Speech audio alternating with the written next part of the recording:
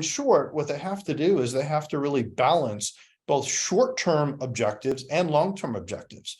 And usually what happens is the long-term objectives are the ones that take a hit, because the imperatives, the business objectives, are 6, 12-month, quarter by quarter, 2023 in this case objectives.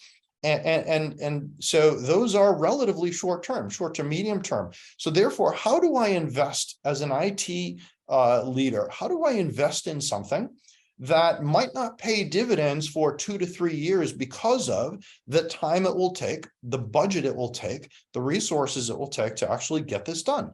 And so typically what will fall by the wayside are these longer term objectives, longer term business benefits or IT technology benefits. So you have to balance short and long term, and typically it's the long term that falls by the wayside. So in other words, how does one move the business forward? We call that discretionary spend, because those are things that you don't have to invest in, but you should invest in, or you could say need to invest in order to achieve the business objectives. So how do you move the business forward discretionarily, while also moving or addressing tech debt and non-discretionary initiatives, things you have to spend money on in order to keep the lights on, just day-to-day operations?